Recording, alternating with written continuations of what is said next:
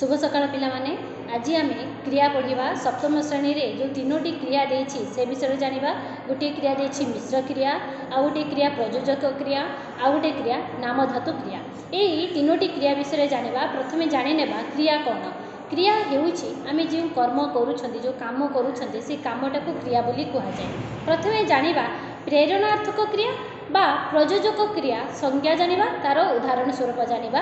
प्रेरणार्थक क्रिया बा प्रयोजक क्रिया कहिले आमे बुझू अन्य को कौनसी काम कराइबाको जो प्रेरणा देले बा कराइले, तांको द्वारा कराइले ताको प्रेरणार्थक क्रिया बा प्रयोजक क्रिया बोली कहा जाए।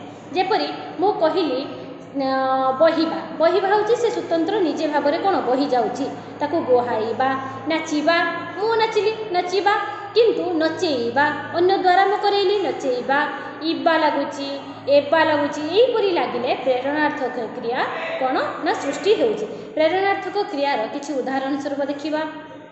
नाचिबा नचेइबा बा नचाइबा, मानिबा मनेइबा बा मनाइबा, कसिबा कसेइबा बा कसाइबा, कांदिबा कंदेइबा बा कंदाइबा, यहीपरि भाव में आमे प्रेरणार्थक क्रिया सृष्टि करि परिबा। एबे देखिबा नामधातु क्रिया बा शब्दज क्रिया कौन। तमे जानिछ नामधातु क्रिया बा शब्दज क्रिया एथिरो कौन होची ना विशेष विशेषण को जो क्रिया गुड़िक गठित होता है ताहाको आमे शब्दज क्रिया बा नामधातु क्रिया बोली कहते।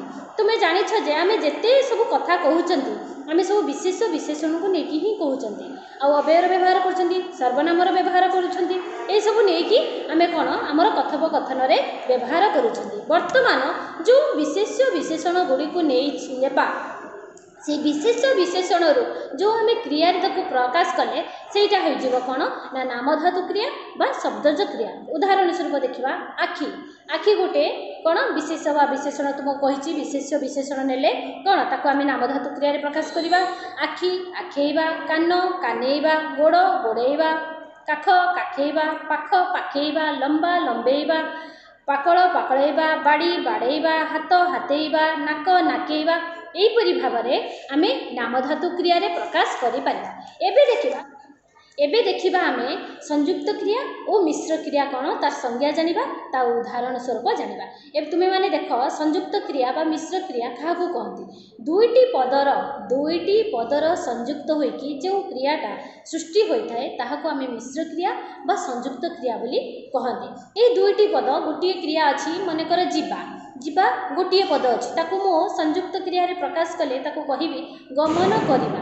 गमन करिबा दुईटी पद हैला, गमन गोटे करिबा गोटे, ए दुईटी पदर संयुक्त होइकी गोटे क्रिया को बुझाउची। सेति पई ए दुईटी पद थिबारु ताकू आमे मिश्र क्रिया बा संयुक्त क्रिया बोली कहउछंती। ए संयुक्त क्रियार किछि उदाहरण देखिदबा।